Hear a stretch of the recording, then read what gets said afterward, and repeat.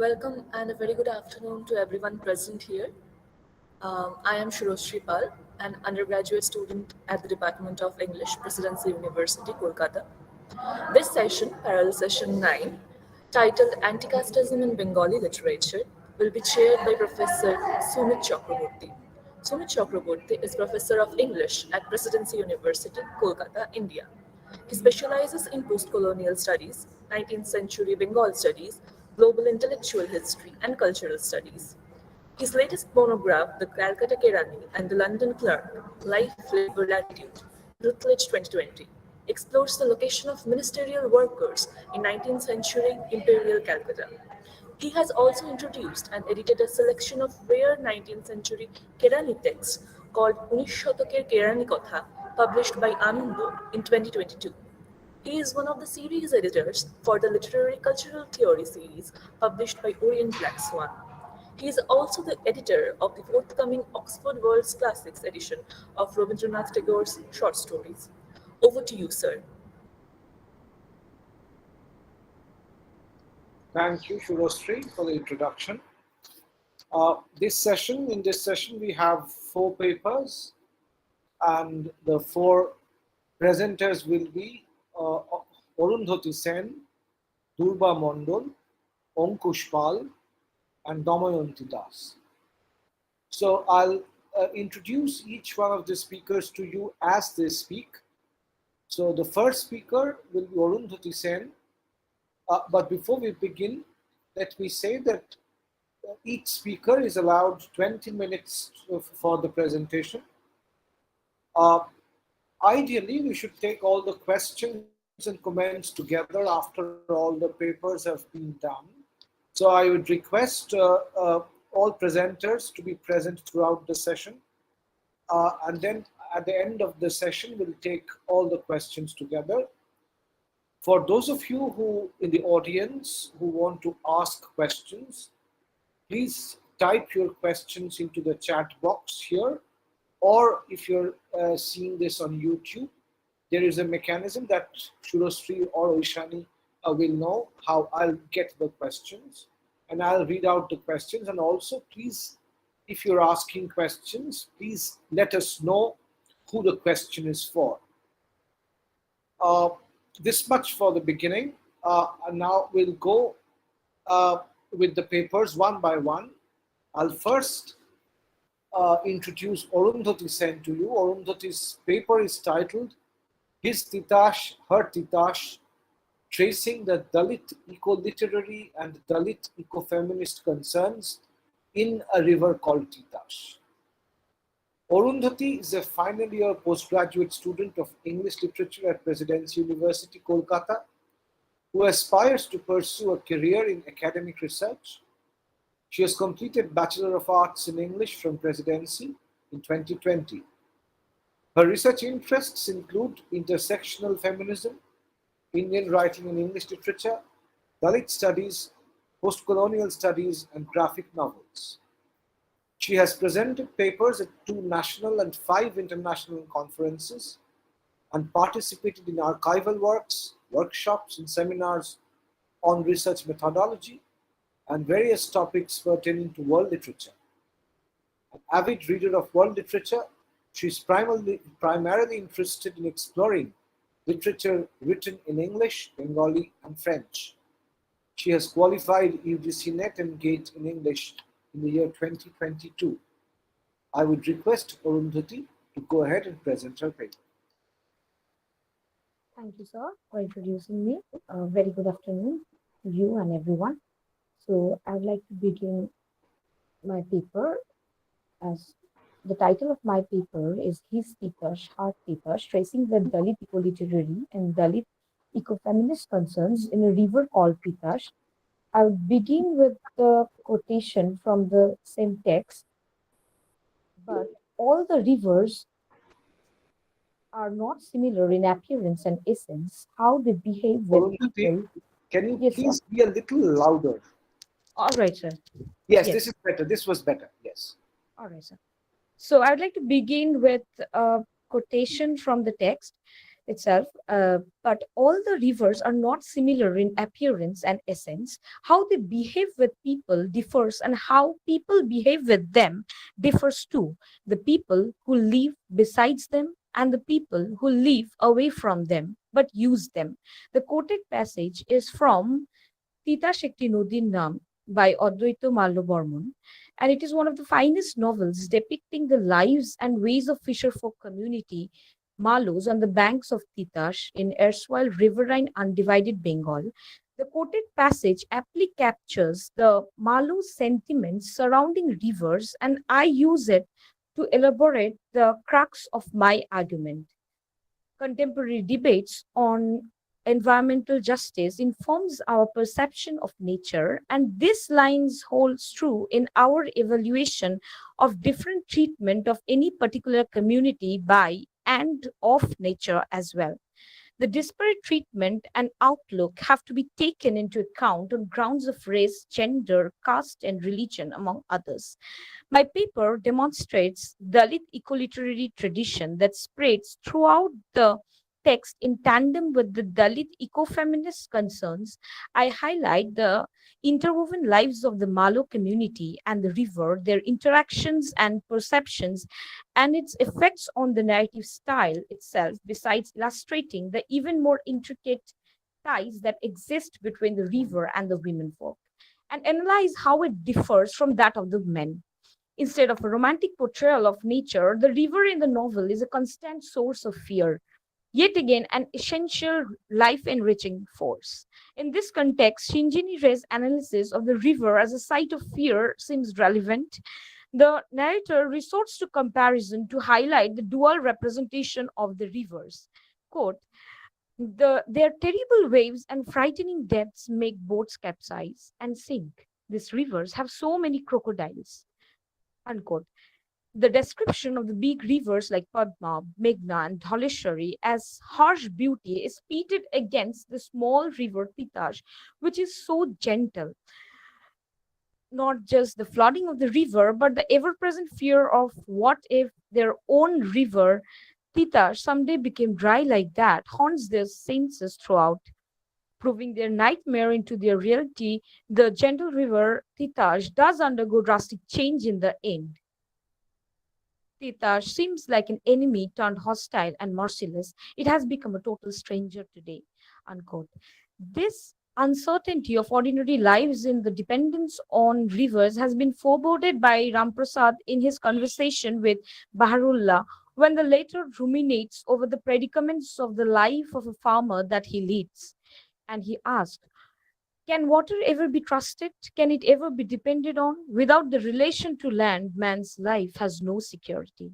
Contrastingly, the nature of fear varies from men to women, as pirates infested rivers has its own sets of danger. For the men, the fear is limited to losing their savings of money earned from long fishing trips and nets along with their women. But for the women, it is associated with the fear of being violated by the pirates that might ensue a life of ignominy and rejection by the society. Even if they escape the pirates unhurt, they are unable to prove to the society that they have not been violated. In the text, we witness Ananta's mother's inability to express her identity as Kishor's wife out of her fear of being rejected as a result of the stigma associated with being touched by bandits. Besides, her ignominy would stain Ananta's life forever. Thus, the single incident of pirate attack shapes her identity and determines the trajectory of her widowhood with catastrophic consequence in the end. Besides, the element of ordinariness distinguishes both the narrative and and the context of the production of the same. Titash, a tributary of Meghna, do not find mention in history books as its banks are not tainted with blood of terrific battles horrific battles. Neither is its location important enough to be mentioned in geography books. On a similar note, Malo community as such lack history. Their stories are ordinary life stories of a fisherman community. Their quotidian struggle for survival, their happiness and sorrows are deeply personal, lacking something to be proud of, and has thus little to contribute to the larger narrative of history. The ordinariness becomes the common thread connecting Titash and the Malo community. In the narrator's words, no one will find its name in history books, in any of the chronicles of national upheavals. Its waters were never tainted with the lifeblood of people from two groups locked in battle. But does that mean it is really without a history? True, its history lacks any grand element that could make you swell with pride as you read about it in books, but its banks are imprinted with stories of a mother's affection, a brother's love, the caring of a wife, a sister, and a daughter. That history, perhaps some know, perhaps some don't. Still, that history is true and real. Along its banks appear so many vivid pictures of genuine people of flesh and blood, accounts of their humanity and their inhumanity. Who can say that the river Titash has no true history? A careful reading of the passage highlights how the narrator himself contradicts his argument of lacking history and rather offers an alternative definition of history which celebrates ordinariness and insignificance. Mrs. Pandian marks the underscoring of the self conscious ordinariness of the lives narrated is one of the strategies to bring into focus how certain lives have been treated as unworthy and trivial by the dominant practices of the social sciences. The act of history writing is thus questioned in these very practices. Therefore, the act of writing the river called Titash by Malo Bormon, the semi autobiographic retelling of the Malo lives in their day to day drudgery and interdependence on nature, indicates a similar act of rewriting history. By recounting their struggle in their own way, he counters the mainstream fisherfolk narrative by bringing forth the lived experience, thus creating a life narrative genre much before it formally emerged and was popularized in academic circles. Borghi analyzes the two broader kind of reception of the novel, the first by the Kolkata Bhadralok or the progressive upper caste intellectual audience, and the second group comprising of the less audible and less visible publics created by the Bangla Dalit Sahitya Sangstha. One such less audible and visible being Manoranjan Byapari, who in his essay Is There Dalit Writing in Bangla, recounts how Mallavarman's friends tried to dissuade him from writing a novel which would not be innovative and even doubted if he could narrate the story of fishermen better than Manik Bandopadhyay did in Podda Nodir Majhi. To which Mallobormon replied, The son of a Brahman has written from his point of view. I will write from mine. And Bapari points out how Mallobormon's claim of writing as a son of a Malo had its own vindication. I will write from my point of view becomes therefore the central articulation of the agenda of Dalit writing and remains valid to this day.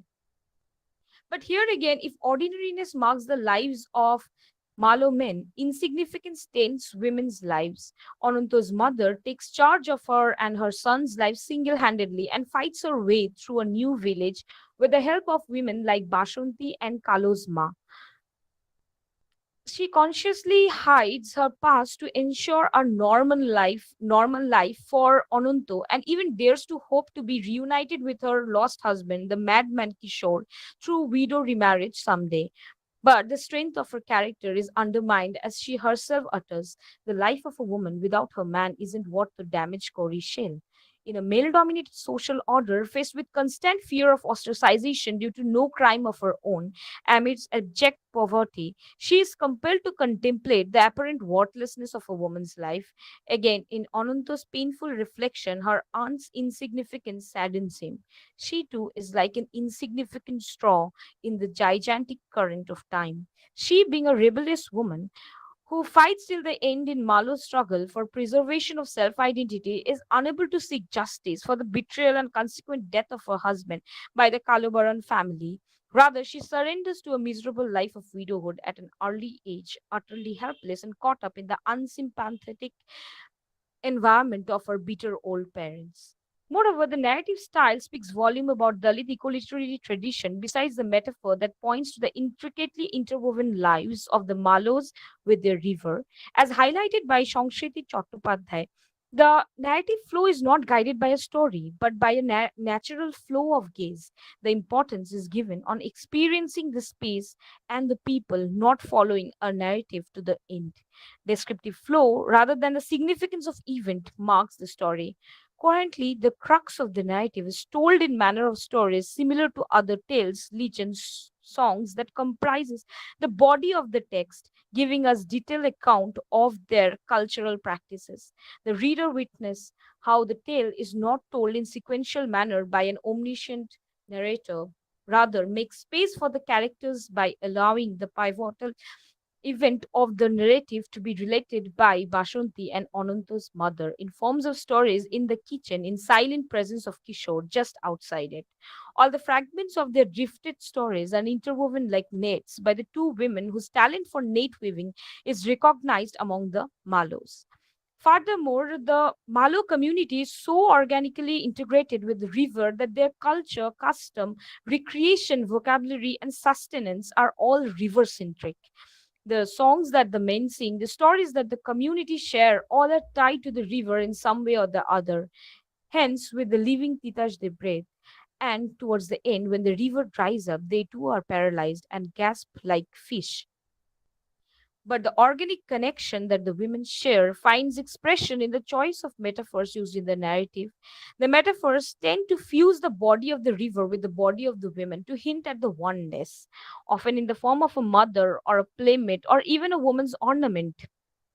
To quote, like the little gap between the two ends of a metal bangle, such as village women wear, a small gap separates the two ends of Titash, its deep arc in a similar circular shape. Again, they dip their hands and feet in the water under that fog like steam to feel the slight warmth mysteriously stored there for them, so like the warmth of a mother's body as she sleeps next to her child under the rag kilt. Moreover, the familiarity with the river is emphasized in the following words. If a girl named Kajallata is grandly renamed Boidurja Malini, her playmates will not be happy. To those who see this river every day, live by it, love it, to them, even if a royal decree comes and renames it Champakvati or Olokananda, they will go on calling it Titash in the informal conversations of their daily lives. Besides, the novel marks an absence of an ecological idealization of labor nature interrelationships, instead offers a critique of a simple, natural, and harmonious relationship between labor and nature. This idea of I borrow from Mukul Sharma, and the idea of Dalit laboring bodies adorns the text where fishing, reeling, spindling are the natural ways to maintain a close harmonious relationship with nature. But this acts of reeling and spindling that distinguishes them as Malo women also engenders their vulnerability. The immodest, the quote unquote immodest appearance of work absorbed Malo women draws attention of men from the Teli neighborhood who soon started to leer at them. In response to his indecent conduct, as Bashanti, along with some Malo men, tricked him into being killed and dumped in the stream. This incident resulted in much speculations by the upper caste on the best method to exact revenge, and thus marks the beginning of enmity between the Malos and the relatively upper caste communities. One of the upper caste men even suggested gang raping of Bashanti. This method of exacting revenge is rooted in deep seated double patriarchy that aims at emasculation of the Dalit men. Following Sharmila Rege, Anandita Pan emphasizes how sexual assault on Dalit women has been used by Brahmanical patriarchy not only to undermine the manhood of the Dalit men by pointing out their failure to protect their women, but also to justify the impurity or the availability of Dalit women. Unable to decide on an animus way to punish the Malus, they decided to destroy the community by attacking their culture.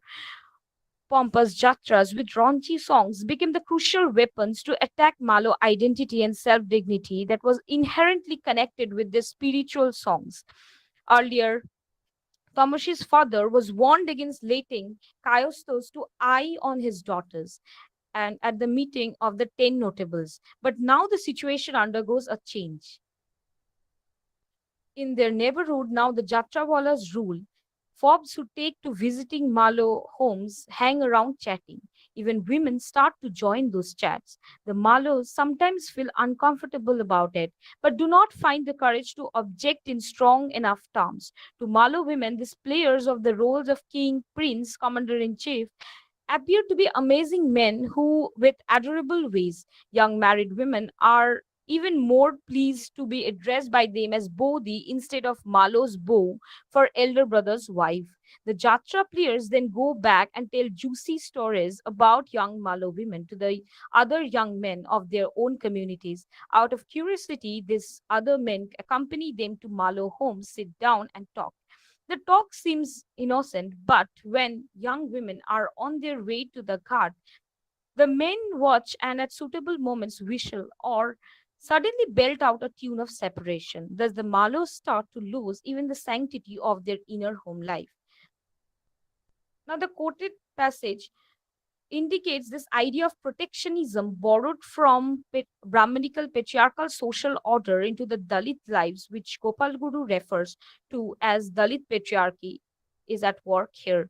It also successfully elaborates how, by winning over the women folk, the upper caste adeptly manages to destroy the sanctity of Malo inner life. The action of women folk is marked by ambivalence as women are breaking free from ideals of protectionism and exerting their agency in choosing Jatra over songs and Bodhi over bow, but at the same time is subjected to exploitation and gaze by the upper caste men. Additionally, customs like village exogamy, along with patrilocal residence that defines the lives of young brides, result in a different relationship with the river. It is paradoxical. Quote, women go back and forth on the river between husband's home and parents' home, carrying within their breast so many different smiles and tears. Close quote. The river, on the one hand, represents a path to begin a new journey as a wife and mother. Again, on the other hand, as Kalpana Bardhan points out, the river is also the path that facilitates the transplantation of women to their marital homes as adolescent and prepare them for infrequent visits back home. In a context of primitive transportation, where a 50-mile trip is very long, as hazardous if it involves pirate infested stretches of rivers. Contrarily, for the men, it is rather a means of tying new relations and rejuvenating the old. The lifelong friendship that develops between Kadir Mia and Bonumali takes its roots on a catastrophic rainy day spent on the river, when the latter rescues the former. Likewise, a chance meeting of the respective husbands of Udaitara's two sisters on a fishing trip enabled miraculously the reunion of the three sisters. Therefore, by focusing on the divergent perspectives and the apparent contradiction in their lived reality, I conclude that the interactions with the river is shaped by differences of gender and caste. If Dalit ecoliterary tradition traces the close ties among Dalits and nature, then Dalit ecofeminist is also about delineating the hostility and alliance among Dalit women and nature. In the text, consequently, the entire community is defined by the river, but the women's way of perceiving is vividly more personal. The social, cultural, along with the natural, are all invested with politics of survival and struggle, where one community is favored over the other. Titash thus not only remains a passive natural force, rather becomes an active agent that plays a yardstick to gauge the differences and the plights that are gendered and casteized. Thank you. Thank you, Arundhati, first for keeping to time very well and for this very interesting paper where Arundhati tries to retrace uh, three narratives, three very different theoretical narratives. One, which is a very problematic narrative of historiography that she brings in at the beginning of her paper. Second, the idea of the relationship between labor and nature and the casteist nature of labor or labor politics that is part of the epistemology of the kind of way in which we've generally thought about labor within both economics or within the humanities, largely within the humanities as such. She also brings in the question of the Dalit body and peculiarly or particularly the body of the Dalit female. I'm sure there will be very many interesting questions and observations on this paper from the viewers and the audience. But we'll take all these comments and questions at the end of the session. Our next speaker for the session is Durba Mandal. The title of Durba's paper is Laughter and Colonial Bengali Subjecthood, Rajshekhar Basu's Satire and the Caste Question. Durba is a junior research scholar at the Center for English Studies, Jawaharlal Nehru University. Her interest areas include post-colonialism, culture studies, popular culture studies, children's literature, and horror studies. She is an avid reader of Bengali literature and hopes to engage in significant translation-related projects.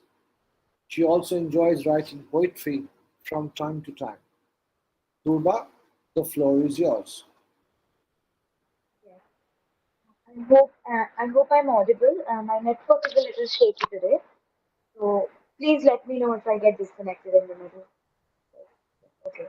So in this paper, I take up a few stories by the Bengali satirist Rajshekhar Basu and analyze how he constructs a unique Bengali selfhood by blending together satire, parody, and cosmopolitan awareness. Using his signature witty use of humor, he succeeds in creating a subject who is a product of their Bengali cultural roots, as well as the global dilemmas of the colonial world. Even more interesting is the subject's political sensibility, which constantly oscillates in the terrain between the modern and the traditional. This paper intends to note a gap in Basu's idea of the modern colonial Bengali subject, that is that of caste and caste identity. So most of Basu's protagonists, they belong to this educated urban middle class society that he himself represents. The issues of caste in this modern Bengali society are not addressed in his stories as such. Boydik Bhattacharya, in his fascinating essay on some of Basu's works, notes that the processes in his parody, quote unquote, re-articulate and reconfigure the reality of the Orient and can help us deterritorialize the topographic Orient away from the mythic notions of Orientalism that facilitate colonial governmentality. While I do not disagree with Bhattacharya, I would like to add to his argument that this reality of the Orient is positioned upon internal obliterations. An attempt to reverse colonialism and racism through political humor in the case of Parashuram or Rajshekhar Basu lacks an acknowledgement of multiplicity within the Hindu social systems. This at once brings my attention to the socio-political predicaments that might have influenced Basu's authoritarian decisions as well as the issues of subjectivity and authenticity in writing humor. In case Boshu had chosen to represent certain layers in the society he was personally not familiar with, would that have rendered the political potency of his satire inauthentic or offensive? In this paper, my intention is to attempt an understanding of a progressive upper caste satirist attitude towards a contested issue like caste in colonial Bengali Hindu society. So Rajshekhar Basu, a little introduction, who is also known by his popular pen name Parashuram, was a leading Bengali satirist, author, lexicographer, and critic known for his piercing yet humorous short stories and his twisted mythological retellings. He was a man of many talents, and by profession he was a chemist who joined Acharya Prafulla Chandra Roy's Swadeshi Company, Bengal Chemicals and Pharmaceuticals Limited, and later went on to grace the honorable position of a high-ranking manager in the historically significant enterprise. So, his stories corroborate the fact that very few authors of socio-political humor can be as innovative and sophisticated as Boshu can. So, to put it very simply, keep calling him Parashuram. Parashuram is an expert at painting and criticizing the Bengali subject in the 19th and 20th century. He was first published in the 1920s, a tumultuous time in the history of British occupation of India. Nationalist movements and the wider Indian political situation was quite volatile, but it was also the peak period for Babu culture in Bengal, where education, and particularly English education, had become the channel for a section of upper class and upper caste Bengali men to establish their cultural hegemony. So it is this particular section that Parashuram goes on to criticize, but at the same time, he maintains a somewhat personal yet impersonal sympathy. So his Bengali subject is often one who enjoys social mobility and seems to be beyond the barriers of caste system, but he also flaunts easy access to inherited wealth and affluence. Such modern Bengali selves are united by an urban Hindu identity, which reconciles all smaller differences and sorry, and it is motivated by a twisted kind of patriotism rooted in Brahmanical self-conception. So in Swissy Story Limited, for example, we counter a number of characters that are distinct Bengali stereotypes that one could have countered on a daily basis during Bosu's times. As Pramothanath Bishi currently brilliantly notes, the reason why Parashuram's hilarious characters resonate with us is not because they shock us or they reveal certain hidden realities of Bengali life. It is because they are over familiar to us. The word that Bishi uses is Oti Porichar. So characters like the fraud brahmachari Shyam Babu, his pseudoscientist brother-in-law Bipin, the second generation attorney Atul Babu, the shrewd Marwari moneylender investor ally Gandhari Lal Bhatparia, or the psychophantic wannabe Rai Bahadur Tinkuri Babu are people that would have been very commonplace in 20th century Calcutta life. The political sensibilities of Batu's subjects they seem to be rooted in this specific place in this specific era, where their identifying feature as part of the Bhadralok society is often defined by an opportunist psychophantic servitude towards the colonial masters, as well as a deep connection with the privileges that come with their station at the top tier of the Hindu social structure. So, this sensibility that most of Basu's successful stories are concerned with, it involves this realization that to topple the colonizer's model of racial supremacy, the colonial subject needs to take refuge in and thus reinvent some of the traditions that their westernized, rational part of selves would disapprove of. Then the problem, what's most obvious about Bosu's writing is his position, as I keep reiterating, that he's an urban citizen, the upper caste and upper class Bhadralok citizen. Pramothanath Bishi states in his talent, identity, and habits, Rajshekhar Basu is an urban citizen who has very little idea about rural Bengal. He writes about the flaws, essences, and hypocrisies of the cityscape that he was a part of. Very few of his stories are set in a rural or non-urban setting. Contemporary life in Calcutta is the focal point. So, I'll heavily be referencing Pramothnath Bishi's introductory essay in Parasuram Golpo Samagro because it itself is a short treatise on understanding the social functions of humor and satire. So, to understand Rajshekhar Basu's writing, it is important to understand laughter and its nature. Pramothnath Bishi says, referring to Matthew Arnold's statement, literature is the criticism of life, that except for mere silly comedic banter or what we can call hashya kautuk, whatever be the nature of humor, it is nothing but social criticism. There are types of such criticism. Some authors criticize by reprimanding, some authors choose to criticize by tear jerking. The ways may vary, but the intent or goal is the same. He look at two poles of writing humor, one that aligns itself with contempt and critique, and the other that intends to evoke tears and a positive response. The appeal is one pole lies in the reader's intellectual capacity, while the other is in the reader's emotional faculties. Samaj Samskar or social reformation is at the end the wider aim of humor and especially literary humor. So this is why the humorist has to use a particular yardstick. It can be ethical, social, or intellectual. A humorist holds a personal sense of norm or ideal, and whenever that ideal feels somewhat lacking in their society, they bring out their yardstick and they intervene. So this is where Vichy differentiates satire and pure comedy. Pure comedy has no aim but generating a pure sense of joy. An author can comedy can be festive, but the satire or the bangoroshi, like Rajshekhar Basu in this case, needs to take up the role of a judge, social commentator. So he says that the aim of the kind of laughter that Boshu intends to evoke, this kind of critical laughter, it is to note the misconduct in systems of occupations, business, Durba, literature, religion. The biggest, yes, Durba, I'm sorry, I'll just interrupt you for a moment. Could you bring your microphone a little closer to yourself? Is it possible at all? sir, is it better? Uh, Is it better now? well, yeah, okay, perhaps. Yes, please continue, please. Okay. Okay. So again, as I'll continue. So the aim of the kind of laughter that Boshu is intending to evoke, it aims to note the misconduct in systems of occupation, business, literature, and religion. The biggest advantage of this kind of humor is that everyone believes they are not the target, so they can laugh without their inhibitions. The author is a mirror of society, but a very interesting carved mirror where the viewer sees their carved image. So, in the confusion that this distorted image belongs to someone else, the subject can laugh out loud. But at the end of the day, the mirror cannot literally reflect anything but the self. So, Parashuram's writing cannot and does not intend to reflect the other. This erudite satirist, he never really talks about lower classes and castes. If he indeed is keeping the attitude of social reformation and edit criticism in mind, and judgment is so central in his work, one expects to come across significant criticism of evil practices like casteism or untouchability in society in his works. Perhaps it was intentional of him to separate his political position from the backward sections in some of the rare stories where he tries to portray the lower classes, like Jodu Daktare's Patient, the plot seems quite absurd and lacks the usual fluency or sense of humor and linguistic clarity that kind of we associate with him. And very interesting in these stories is his use of pronouns that often in Bangla literature goes on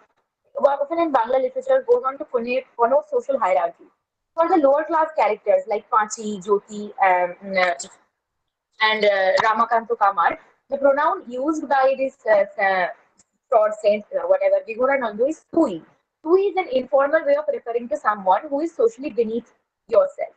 For the Bhadralok doctor, though, the Guru uses the pronoun tumi, which is more respectful and does not have a sense of inferiority. Instead, there is a sense of endearment. Though the word caste is not explicitly mentioned in the story, which deals with goldsmith, blacksmith communities, this is possibly proof that Basu is not exactly a writer of rural Bengal or marginalized sections. He takes a similar attitude in the story Mohabidda, where a similar kind of deployment of pronouns is particularly notable. So it feels like his writing is political, but his politics seem most formidable when they're limited to an urban territory. Though it is not mentioned directly, certain caste and tribal communities are often looked at sympathetically in some of his stories and his mythical retellings. So, in this story, Jabali, which is considered to be Parashuram's alter ego, the symbolic hero, Jabali's story, the great sage Jabali from Ramayana is anything but a typical Brahmin rishi from Hindu scriptures. Jabali has a vociferous appetite for animal meat, seems to share close proximity with the ostracized outcast forest tribes like the Nishadhas and the Kiratas, but Jabali seems to prefer the company of people from these communities over his Brahmin peers like the Balakillos or aristocratic patrons like Lord Ram, who widely perceive and persecute him as a treacherous atheist. He is this ideal modern subject in the Parashuram universe, stuck in a prehistoric time frame. So, similar to Jabali, Bosu situates himself at this critical conundrum between being a part of this hegemonic Babu culture in all its vanity and an impersonal space that allows him to vehemently disavow this culture. Instead of coming to a complete resolution regarding this conundrum, he chooses to sustain it. The reason why caste or any concerns regarding the issue of caste predominant in his Hindu culture never distinctly come up in his project of social criticism, according to me, is perhaps that caste and Dalit politics would have been complicated to adjust within the discourses of urban utopia that Bhadralok Calcutta sociability projected itself at. So, we'll take a look at Bengal's interesting history of caste and hegemonic dominance of the higher castes, and something that perhaps can help us understand why the mention of caste is often missing in much of intellectual social critical literature. Shekhar Bandopadhyay says much of the later, because of the late acquaintance of with Aryan ideals, Bengal's caste hierarchy had always been somewhat flexible, along with all the then as processes of absorption continued, the Aryan Varna system became more lax in itself because of the Bhakti movement and then Buddhism and Jainism. A lot of this history, I'll not go into explaining it, but anyway. So what happens is later during the same Brahmin hegemony, the proper formalized Varna social organization takes over Bengal and demarcations are properly established between different Varnas and occupations. But then comes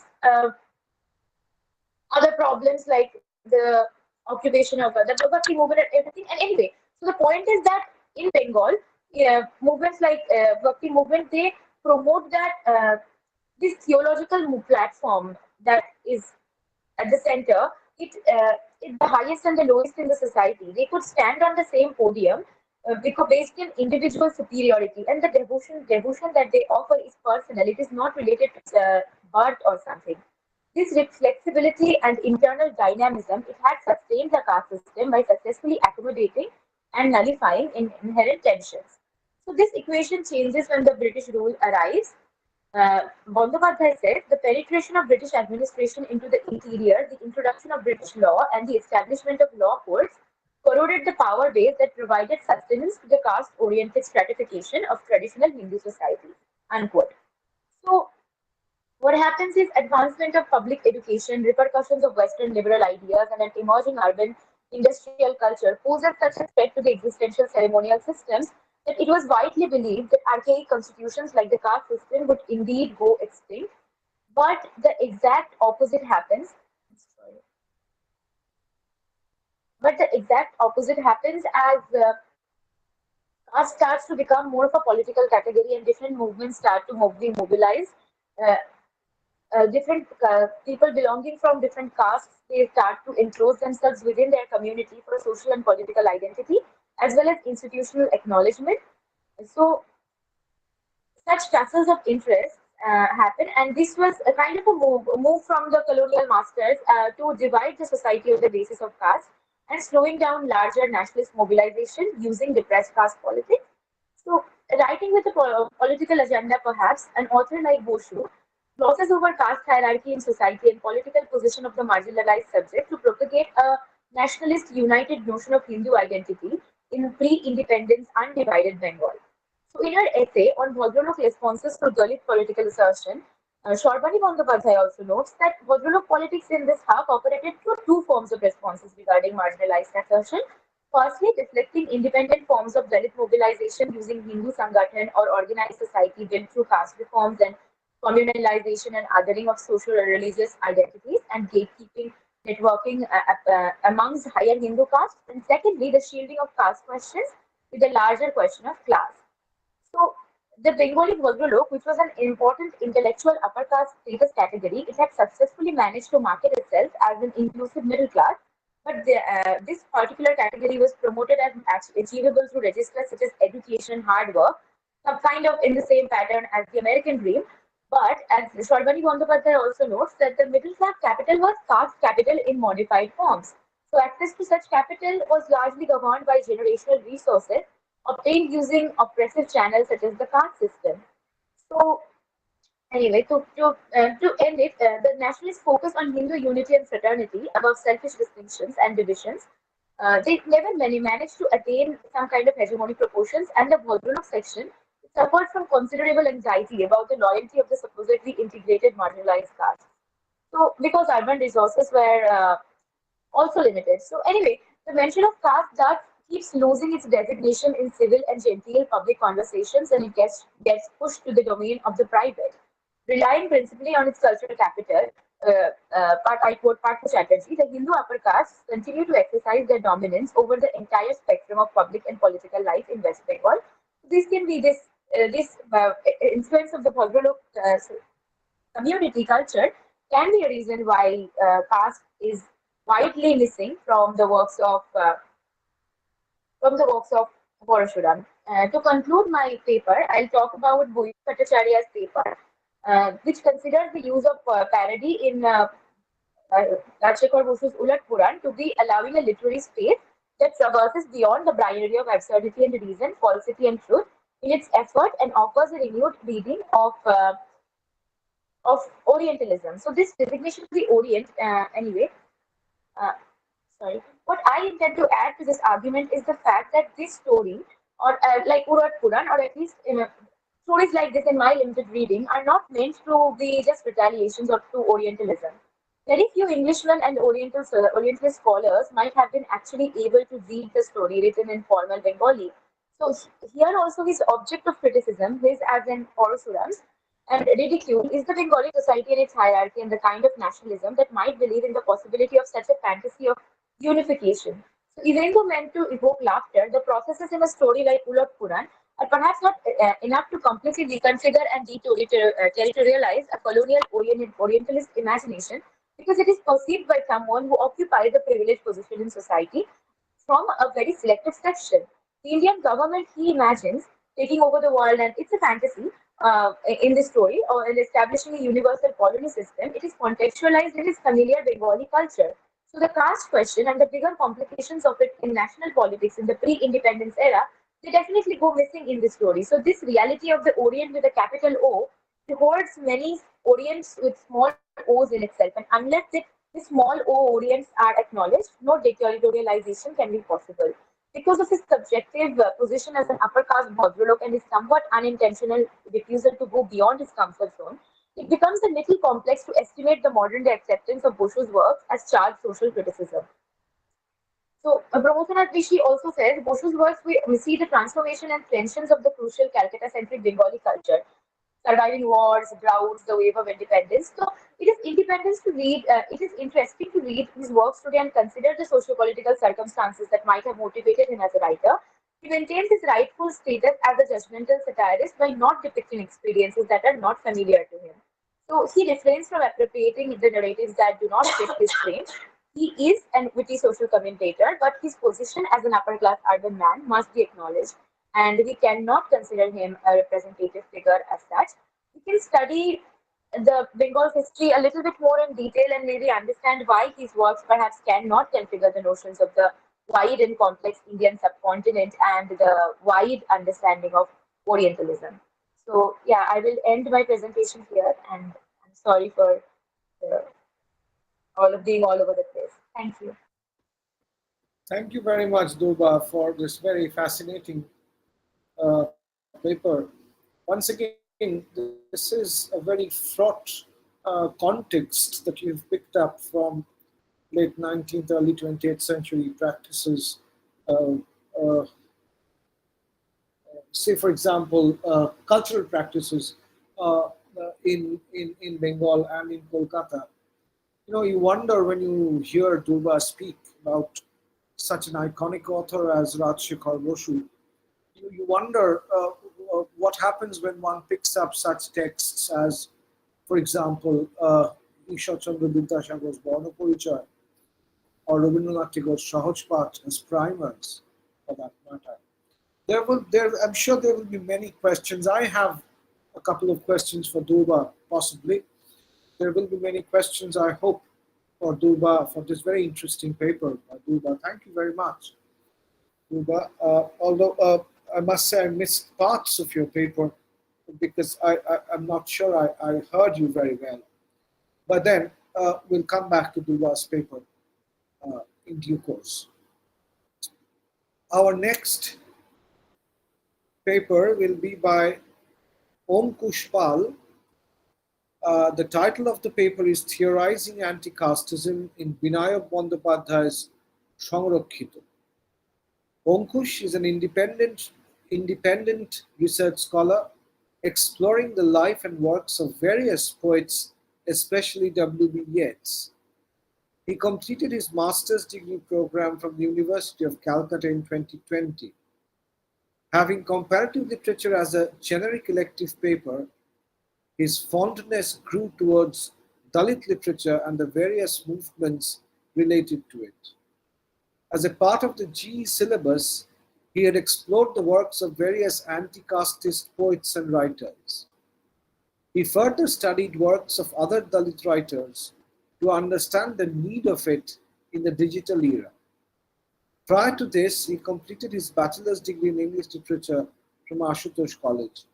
He is an avid reader and writer, having few non-academic publications.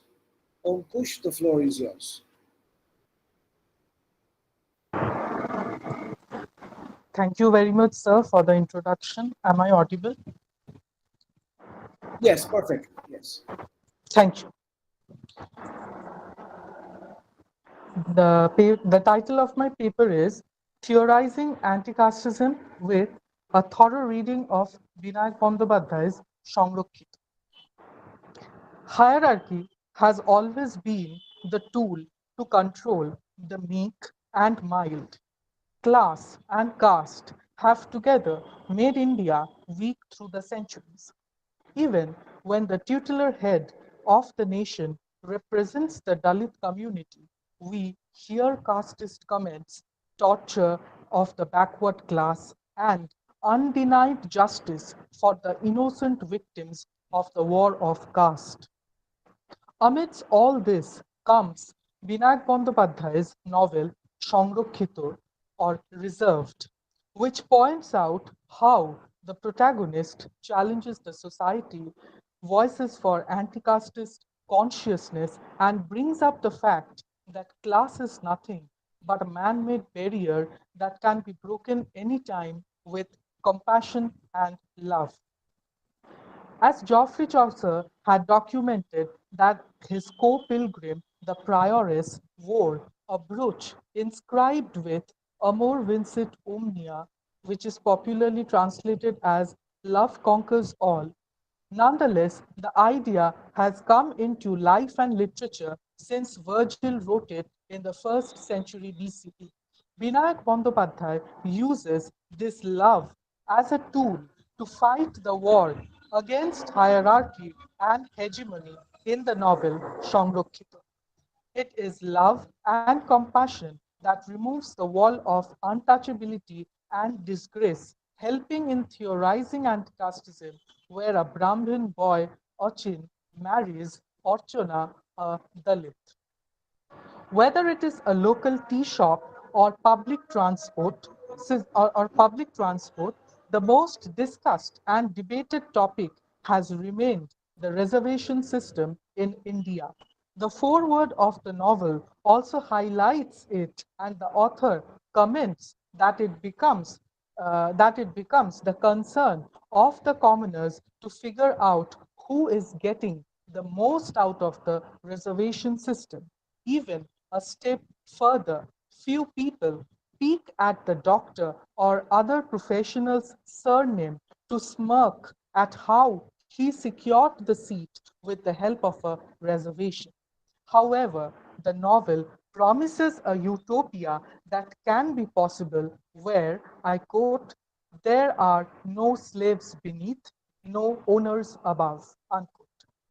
Songrokhhito by Binayak Bandopadhyay tells us the story of Archana, who by birth is a Dalit. The novel correctly brings up the true picture of a country trapped in a cobweb of caste. The novel unfolds the word reservation in two ways. Besides voicing the trauma that a Dalit faces by availing the benefits of reservation system, the novel brightly brings up the psychic or emotional reservation that also takes place as a transformation of the protagonist, Dalit girl Archana Mandal. The transformation in Archana first takes place with the Brahminization and later with the de-Brahminization of herself. Published just before the pandemic had captured the whole world, the novel arrests the reader's attention to a very poignant event in society: marriage. When it is the marriage between two communities, one superior and the other inferior according to the age old social laws, it becomes an important mark in the society. Archana, who by profession is a school teacher, meets Achin, a corporate employee. Though Archana doesn't comply with Achin's corporate work and its executing projects, she slowly starts liking him. However, she never publicly validates the relationship, not even in her psychic realm. Some verbal wars and tussles happen between the two, and it increases when Archana comprehends that Achin never knew she was a Dalit. Achin, by birth, was a Brahmin. He was Achin Banerjee. However, time passed and Archana grew fond of Achin. Though she continuously refused to proceed with the relationship, she had a soft corner for him. Archana raised many reasons and explained that if she marries Achin, society will never accept it. And she cannot endure people taunting her every time for being a Dalit. Achin encouraged Archana about the marriage and explained that though he is a Brahmin, caste is not a matter to him. His mother also has no orthodoxy regarding this. Even this orthodoxy existed in the parents of Archana, and they too supported her of not marrying Achin. Nonetheless, her brother-in-law convinced the family, and Archana Mondal turned into Archana Banerjee within some time.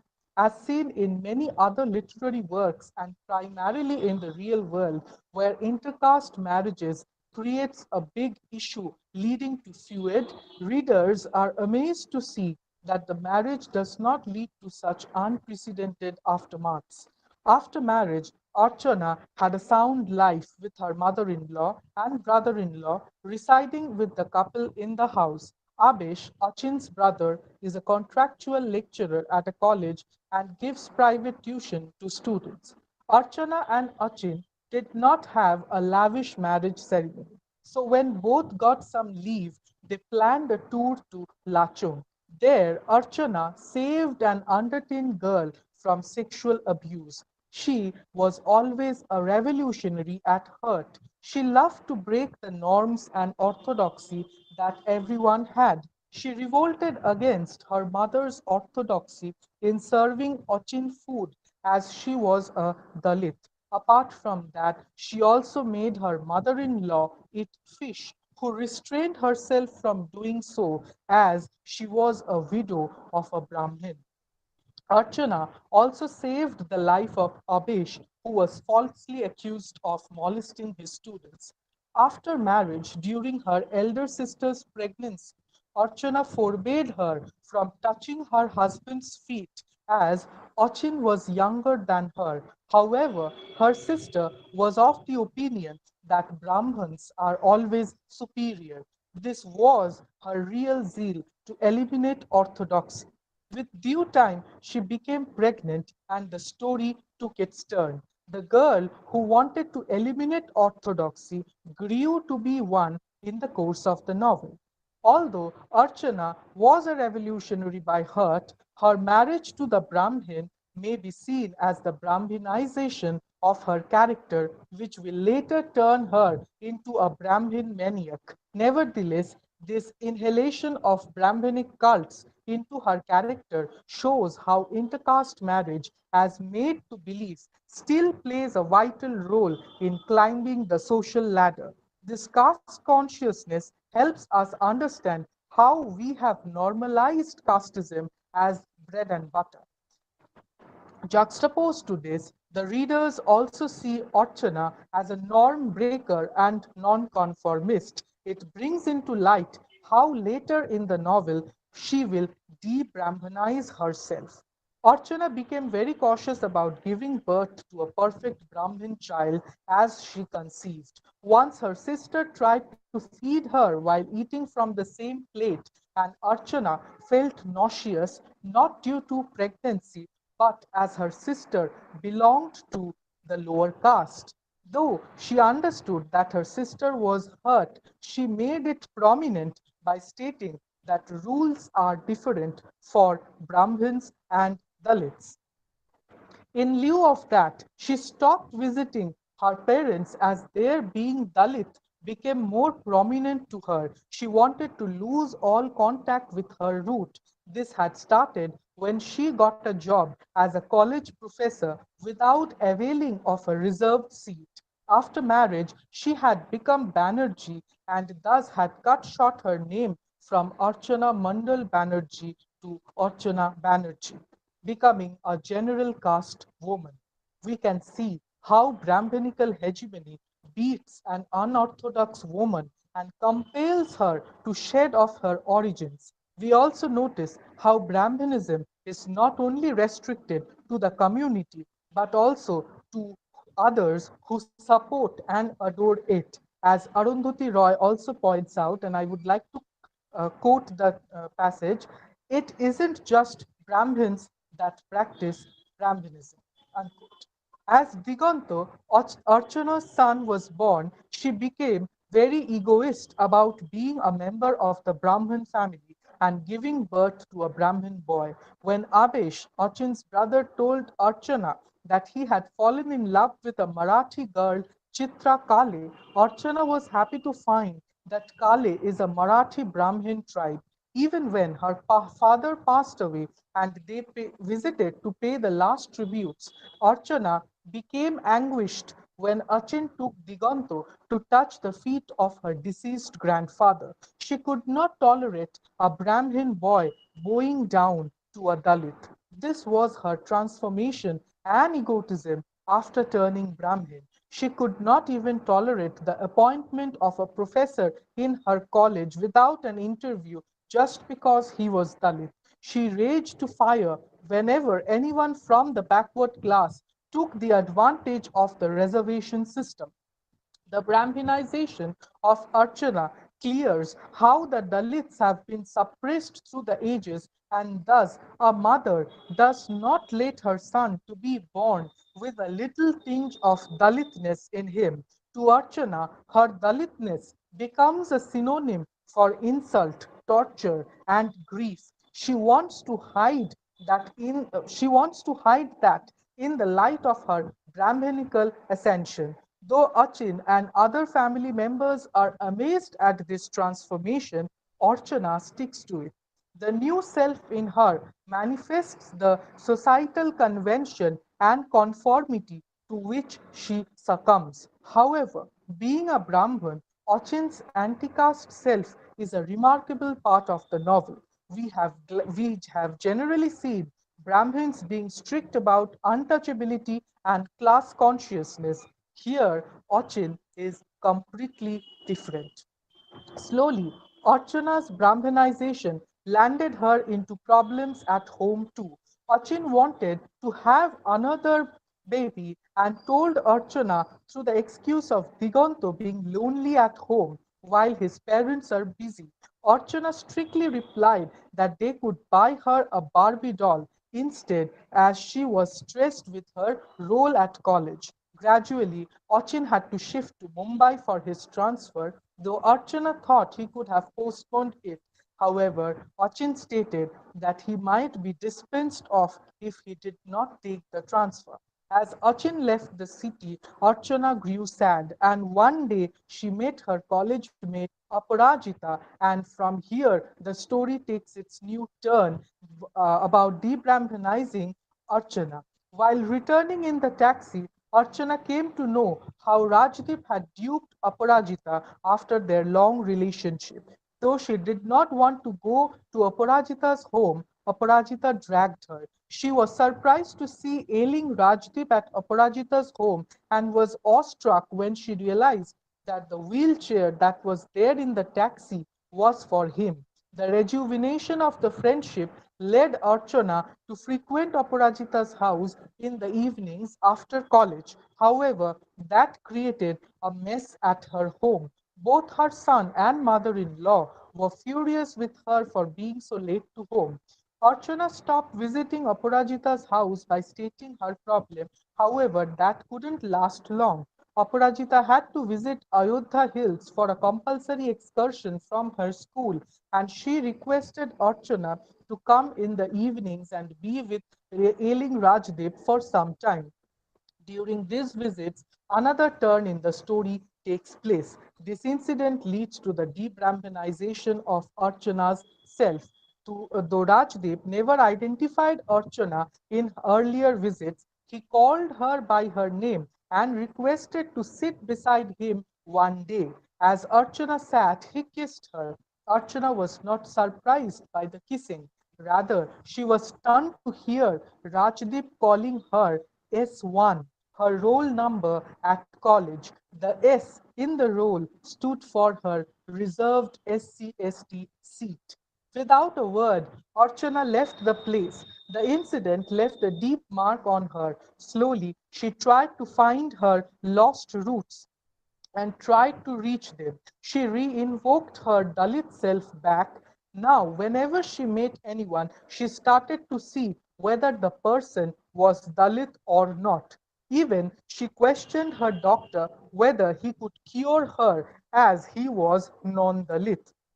After the visit, she fell ill, and 5 days later, recovering from fever, she took her son to pay a visit to her mother. Archana, who never wanted her Brahmin boy to touch the feet of his grandparents, allowed his son to do so this time. She came to know that Rajdeep had committed suicide during Aparajita's visit to her college. She also realized that Rajdev had transformed her from Archana Banerjee to Archana Mundal again.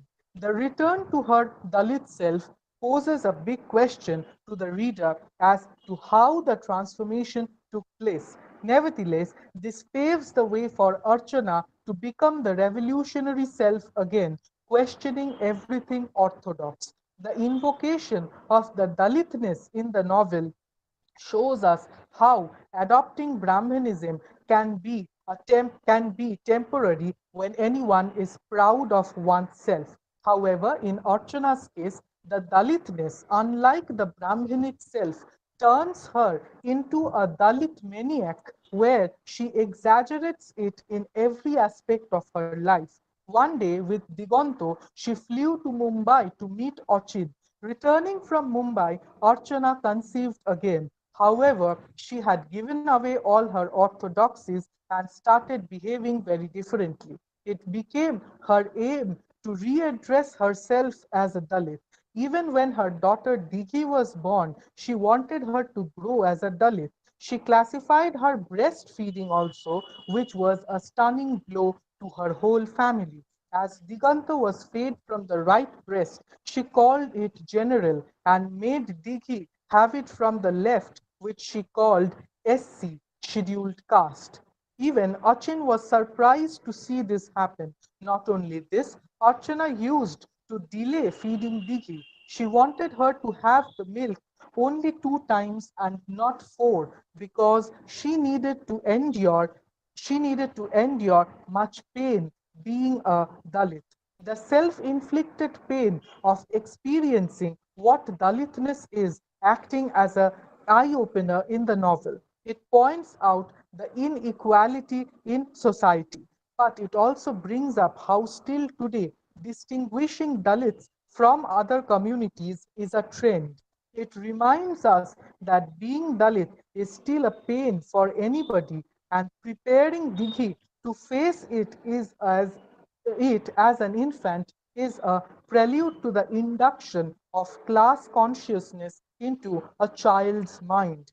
Everyone blames the reservation system for creating a gap in India and waging a war against all the existing classes. However, none turns and sees that orthodox attitude of a person is similar to that of the reservation system. It is both true for anyone who is a Brahmin or Dalit. Thus, this novel reveals how the psychic orthodoxy or reservation of the mind impacts a Dalit who wants to forget her backward class identity in the course of her life. Later on, she wants to resume it again and does many things to prove her Dalitness. However, to conclude, the utopia that the novel promises from the beginning and the tool of love it uses to defend casteism are partially fulfilled. The novel ends when Ochin and Orchana plan for a housewarming ceremony for their new home, and Archana tells her that she'd love to keep a portrait of Baba Saheb Ambedkar besides the idols of Ganesh, Lakshmi, and Shiva. The inclusion of the pioneer of the Dalit movement at par with the hegemonical Lord makes the end satisfying, highlighting the need of the hour in this digital era. Thank you.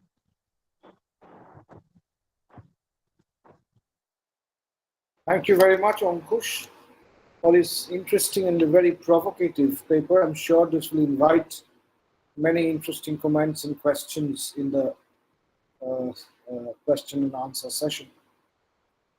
I'll move now to the last paper in this session.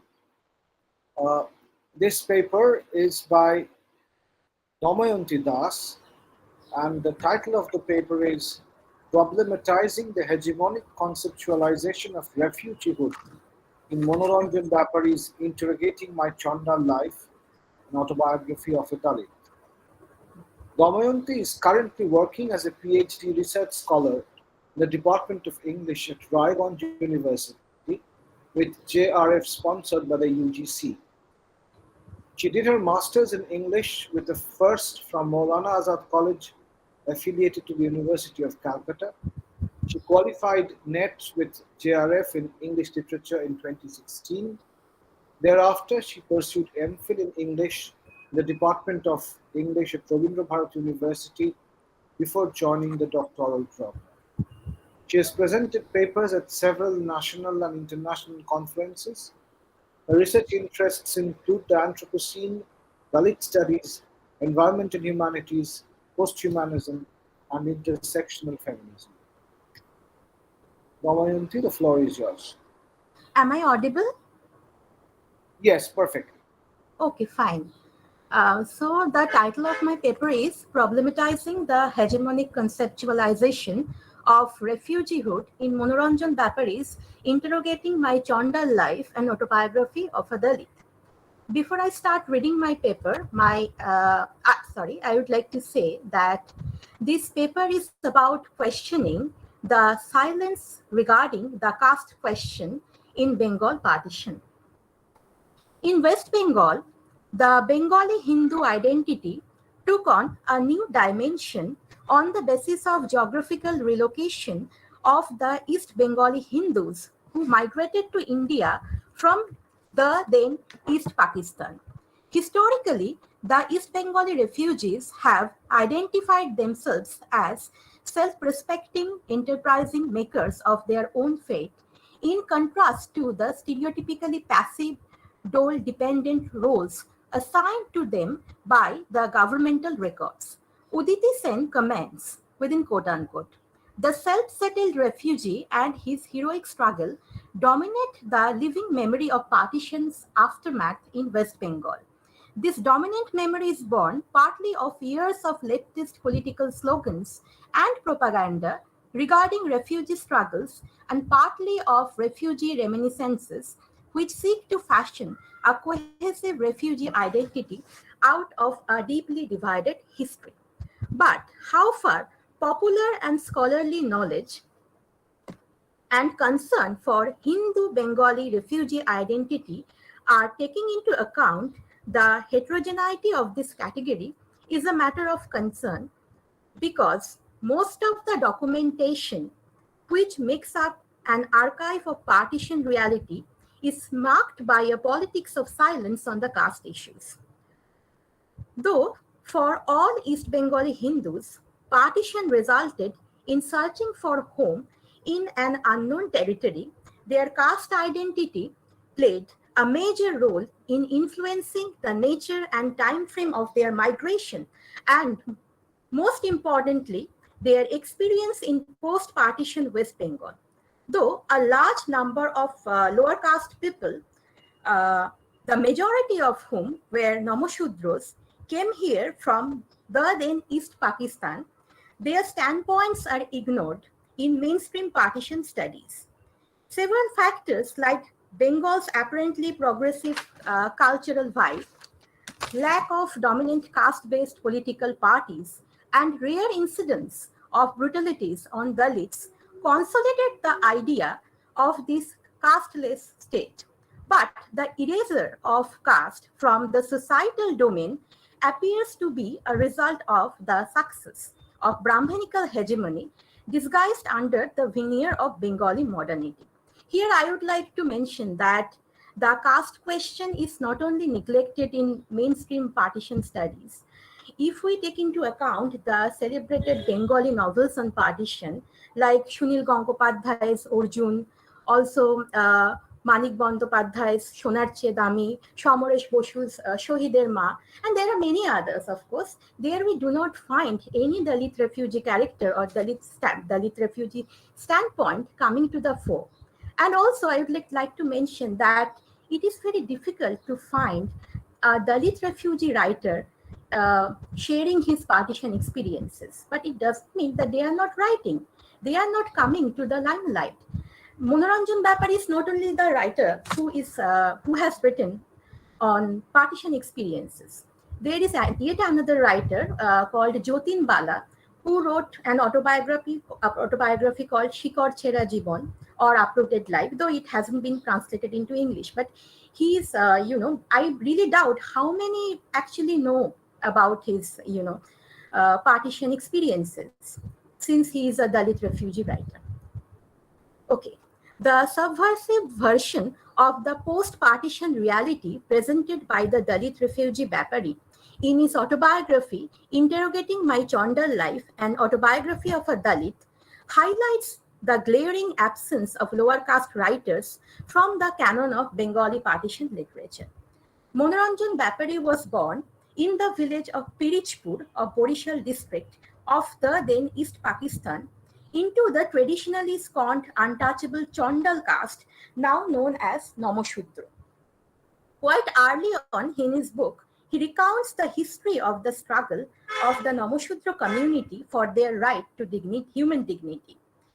They led a long-term social movement from 1872 to 1911 against the upper caste use of the word Chandal as a term of humiliation, and compelled the British government to change the denomination to Namashudra. Byapari, however, feels that the years of protest and subsequent victory actually did little beyond reforming the mode of addressing a Dalit community. Um, I lost the track. One second. Given the unchanged predominance of caste identity in deciding one's access to respect, wealth, and social acceptance. Perhaps his experiences, both in undivided Bengal and post partition West Bengal, have impelled him to develop this opinion. His and his family's journey from Dalit to Dalit refugee identity made their situation worse with their caste identity, exposing them to the host countries, I mean India's, hostility and indifference.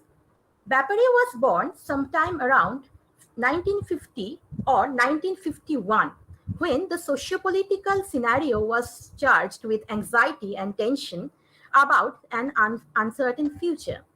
He says that the Namashudras of Pirichpur did not leave for India immediately after partition, unlike the well of upper caste. Though they stayed back in the then East Pakistan as minorities in post-partition time, the fear of riots kept them on tenterhooks. Like the other families who were gradually evacuating the village, his family crossed the border uh, in 1953, even if the decision devastated his father. Once they arrived within quote unquote at an unknown geographical territory called India, they were treated as infiltrators by the ruling government and were packed off to refugee camps in different parts of the nation without any initiative for arranging for their permanent settlement. The upper caste refugees, says Byapari, did not share space in the camps with the lower caste like Nomo, the Jele, and the Muchi. On the strength of their educational background, earlier professional or personal connections with the West Bengalis, they enlisted sympathy and active cooperation of the influential political leaders and bureaucrats who unofficially helped them forcibly possess unclaimed and vacant land. For instance, in their illegal occupation of land for establishing the Bijoygarh colony in Kolkata, they had the backing of the figures like the then Chief Minister of West Bengal, Dr. Bidhan Chandra Rai, Governor Kadju, Major General Satyabrat Sinha, Jawaharlal Nehru, Triguna Sen, Shamor Mukherjee, and many others. Joya Chatterjee comments that the Calcutta-centric colonies were densely populated and lacked proper infrastructure, but in some colonies, the leaders set up on their own initiative, their own markets and schools without any help from the administration at the state or central level. Colony life in an alien country, of course, cannot be a desirable alternative to one's own home. but it was a far better option than the squalid camps. Byapari says that in the 149 colonies which mushroomed in and around Calcutta, there was not a single Nomo or Muchi family. Even in the new setup, where the upper caste refugees were grappling with changed conditions, they ensured that they kept up the age-old Varna hierarchy to marginalize their fellow countrymen. The caste factor not only drove a wedge between these two groups of refugees, but also was considered a valid ground of discrimination by the government of India, which proudly declared the reservation policy for equitable distribution of resources as an independent nation state. So the hypocrisy is very evident here. On the one hand, the government of India was trying to help the Dalits to resist discrimination. On the other hand, by meting out differential treatments to the Dalit refugees, they were actually trying to make their life very difficult. The pseudo-modern administration and bureaucracy relied on the archaic and ritualistic custom of differentially treating humans on the basis of their birth. The state government treated the Dalit refugees as a burden on the country and was absolutely unconcerned about their issues. According to the author, in 1958, the government came up with the Dandokaranya Rehabilitation Project for the Dalit refugees, which implied that West Bengal would be for the caste Hindu refugees, as it was beyond the means of the state government to tackle the refugee problem without proper central help. It carefully chose only the Dalits for exile in harsh and unirrigated land of Dandokaranya in order to eliminate competition for the people of their own caste.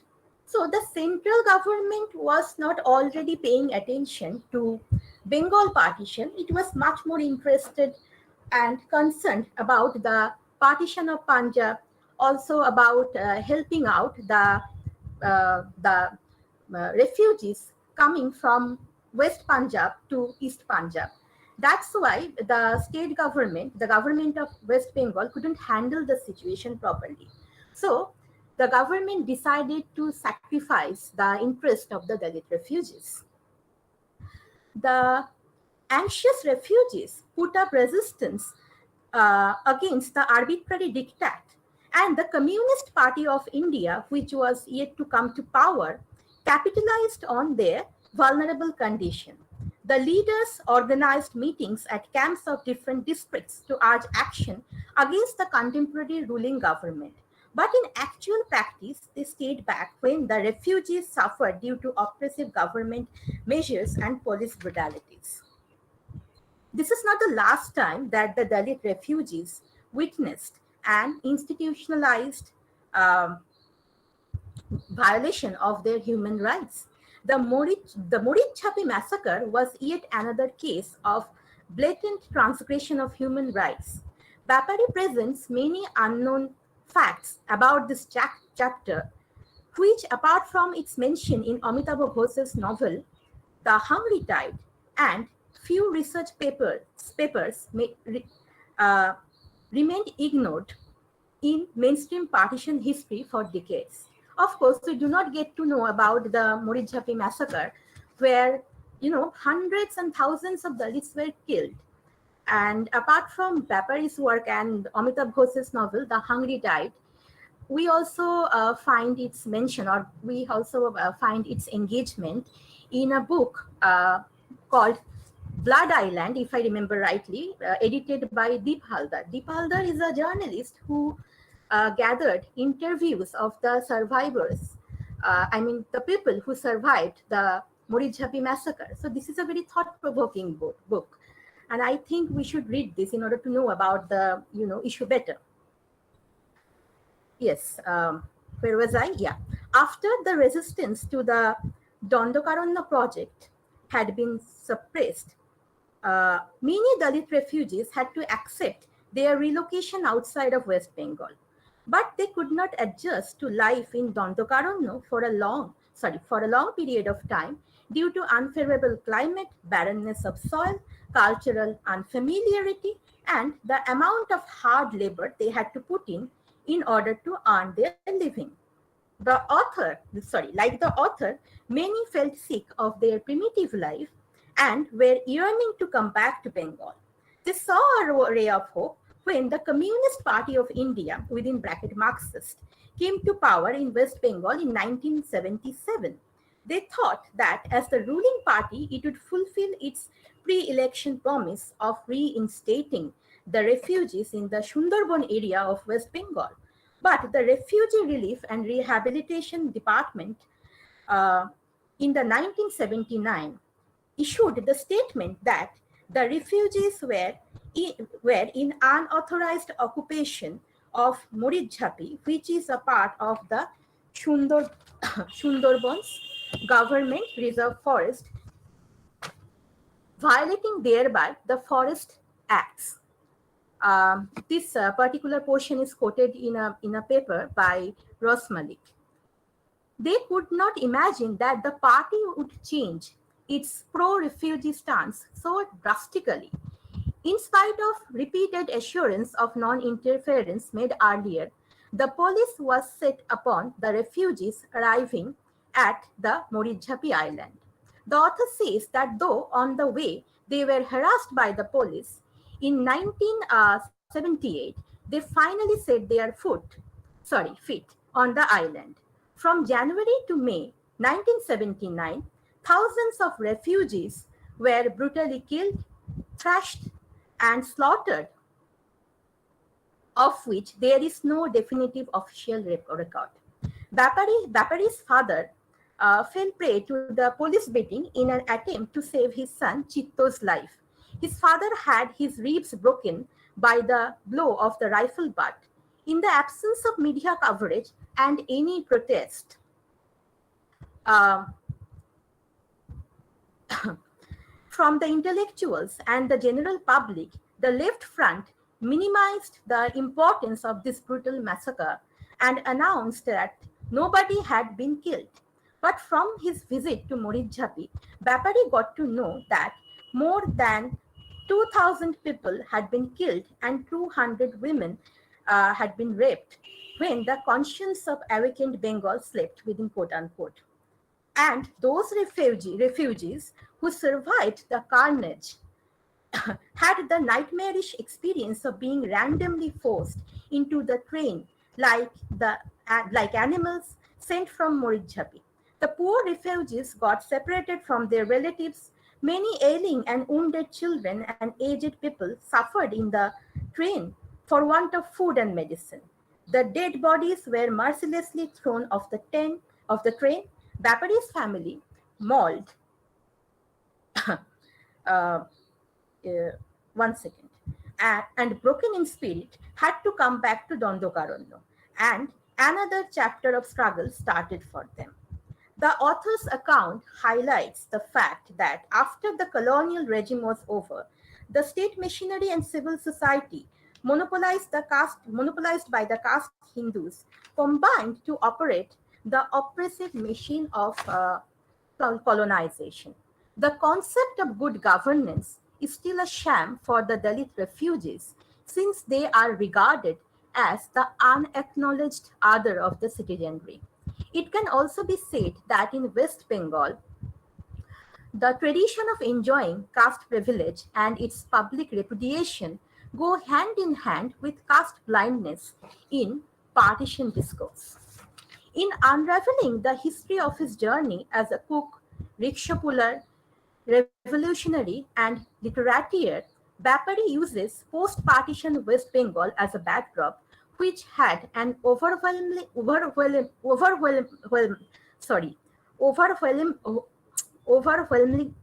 sorry, I can't pronounce it properly, so I hope you understand, negative impact on the chain of events in his life since childhood.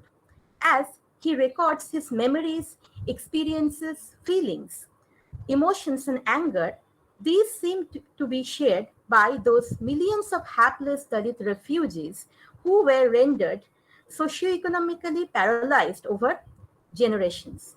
His subjective account of and reflection on how partition scarred his own life and that of millions like him vindicate the human dignity of those who are just reduced to numbers in the official statistical records and urge the readers to unlearn the biases ingrained in them by Brahminical conditioning.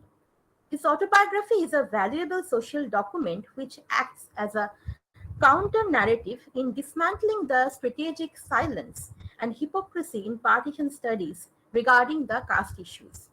His unfailingly, he unfailingly underlines the importance of speaking up, which has the potential to reorient the normativity of refugee perspective. Here my paper ends. Thank you, Damayanti, very much.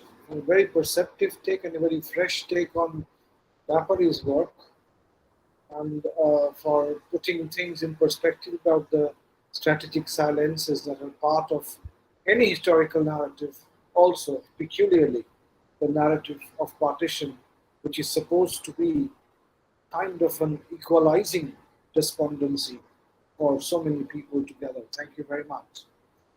I will now open the floor for questions, comments, observations that you may have. You're most welcome to ask your questions in the chat box. I can see Professor Shukhendu Das from Bankura University in this panel. Shukhendu, if you want to intervene, say something. Thank you, Professor Sumit Chakrabarti. I have heard Damayanti's presentation. It is very good, and I don't have any question as such. Thank you, Professor Chakrabarti. Okay, Shukhendu, thank you.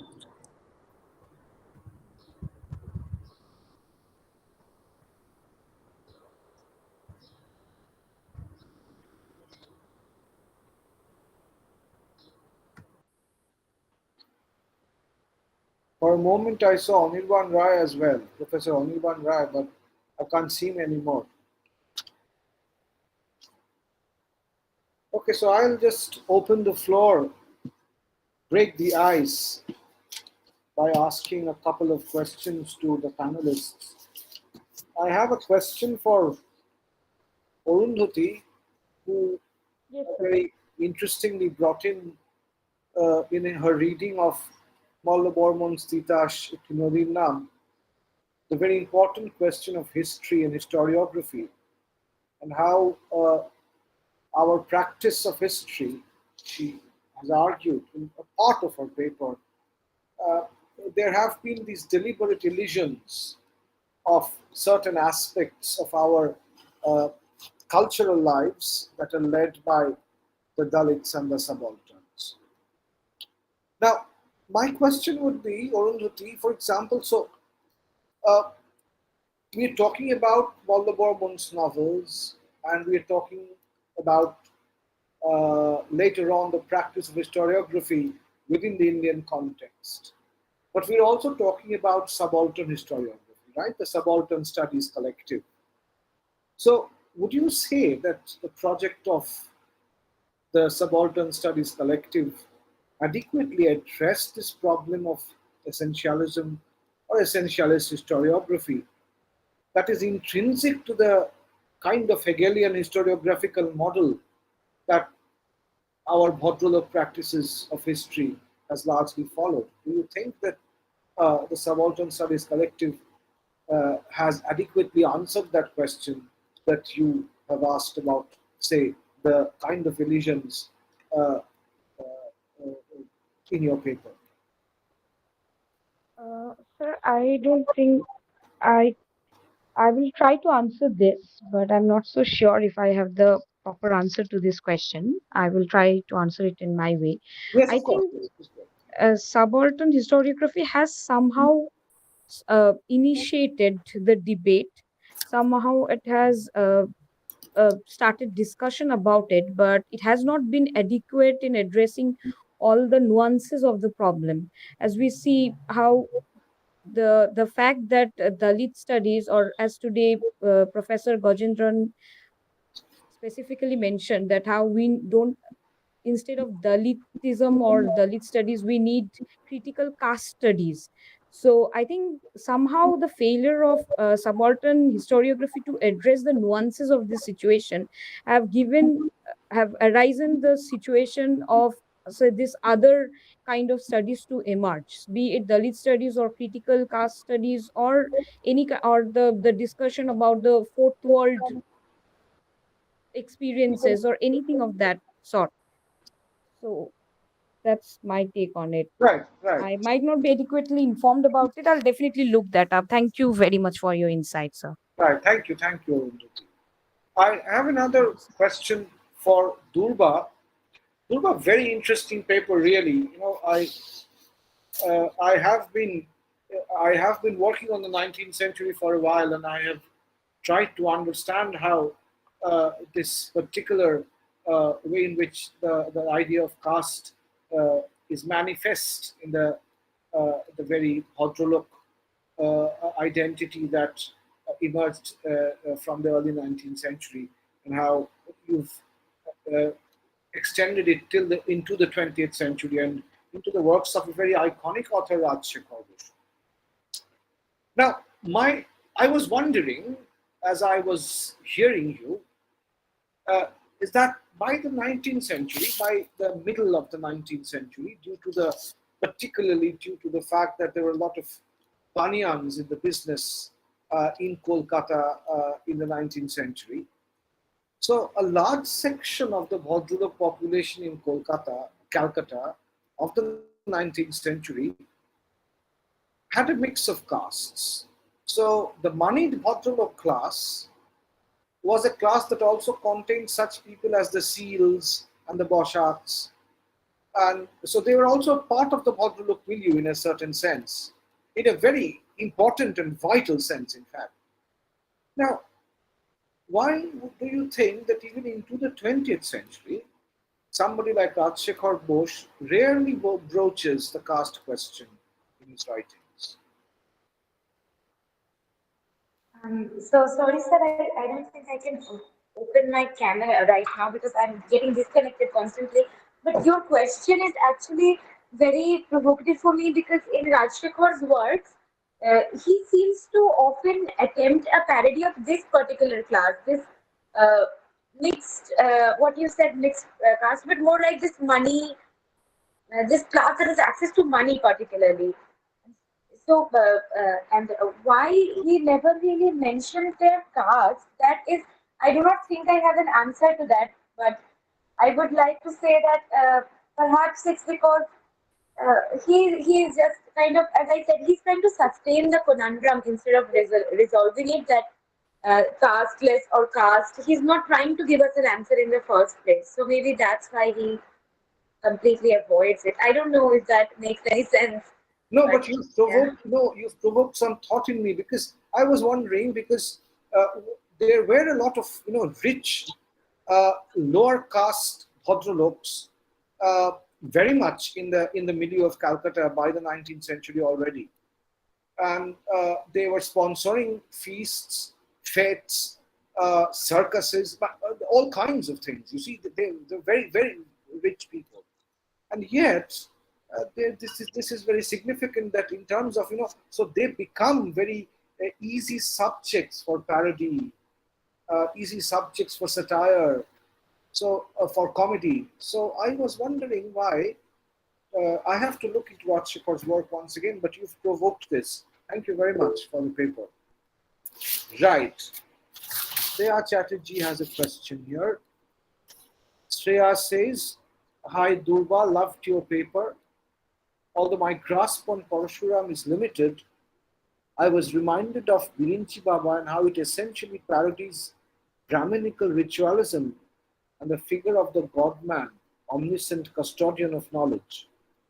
Would you say this might be read from a caste angle at all? Is this feature present in any other works of his?" So, Durba, would you want to respond to that? Yes. So, what happens in Birinchi Baba? It is obviously there is the parody of Brahminical rituals, but also there is this parody of an overtly. So, in many of Rajshekhar's works, there is this idea that the subject, the Bengali subject that he is interested in, it's kind of situated in a modernity, but this modernity is not detached from its belief in, let's say, ritualistic past as well. So he I think abhors both the poles. At once he abhors blind faith in ritual traditions, like in case of Birinchi Baba, but he at the same time abhors this faith in. Let's say this blind faith in science as well, because if you remember Shreya, there is this character in Birinchi Baba, this Noni or somebody who plays harmonium, and he boils glass and does a lot of chemical experiments. So he is also mocked, though he is not the final object of ridicule. So for me, caste angle, I would say, if you study the character of Noni or whoever, whatever his name is, you see he does a lot of uh, random actions, and he can only afford to do this because he really doesn't have to wonder about, or worry about money, because he already has access to generational wealth in a way it is suggested. So Birinchi Baba, I think, is a very interesting story in that way. We can look into it in from many angles. I would say. I don't know if I have answered well enough. I'm sorry. No, but were you saying that Noni, but Noni also belongs to the upper caste very much, right? I remember what he Yes, was sir. making. He Yes. was making something like some kind of a gas called hexahydroxychloro something. So, Yeah, and yeah, it was yeah. being parodied by this person, Nivaran, I think. So, but Noni also belongs very much to the upper class. Yes. So, So I'm yes, not saying that he's not mocking the upper caste. That is not what I'm saying. I'm saying he's only mocking the upper caste, that which is can right. be a bit of a problem. Thank you very much. Very thought-provoking paper. I have Thank you. another Yeah. question for Damayanti. Damayanti, I'm once again, a very interesting paper. I'm not sure though if you Mhm. were claiming that Byapari Hmm. was the first writer, Dalit writer, who was problematizing Dalit refugee identity. In the sense that Hmm. I'm not sure if in your paper you mentioned Jyotin Bala, but Yes. you did not mention Adhir Bishwas, for example. Hmm. Kolkatar India Koi, then Border, then Udvastu Ponjika, Deshbhager Sriti. No, much more powerful works, if I may, about Dalit refugee representation than Byapari's. So I was wondering, so his autobiography is indeed, Byapari's autobiography is Hmm. indeed very powerful, and it's a very personal story. Hmm. But in terms of the larger context of historiography, Hmm. do you not think that someone like Adhir Bishwas makes a more important dent than someone like Manoranjan Baba?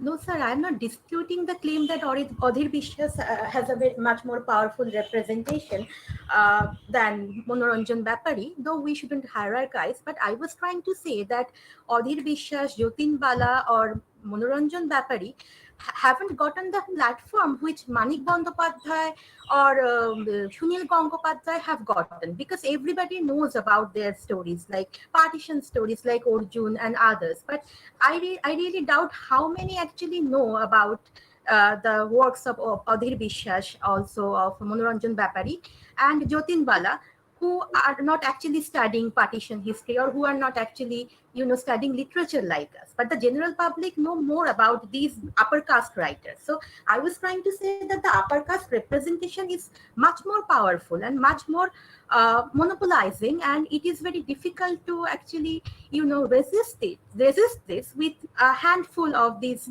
Dalit refugee writers. I think there should be more study of this particular issue Oh, about this absolutely, delving into Dalit absolutely. refugee standpoint.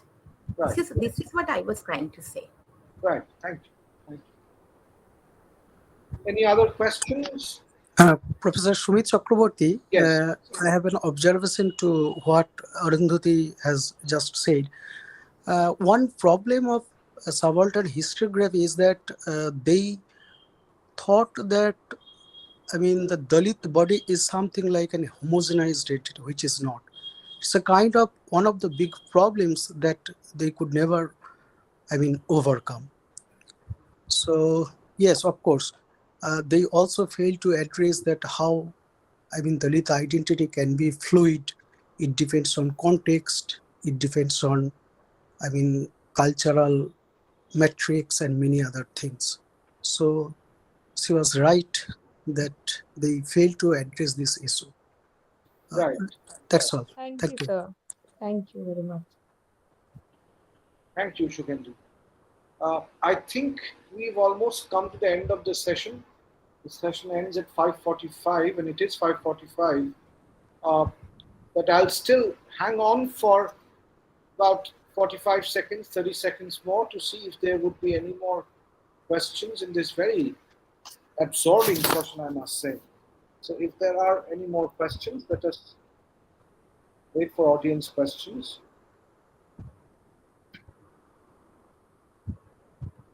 Vaishali, can you see any more questions in the YouTube link?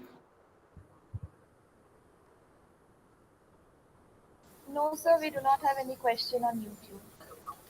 Okay. So thank you very much, all the speakers. Thank you very much for being here and for the presentation. And it was a very absorbing session. I enjoyed being the chair in this session. Thank you very much. So see you again sometime, all of you. Okay, bye-bye. Thank you,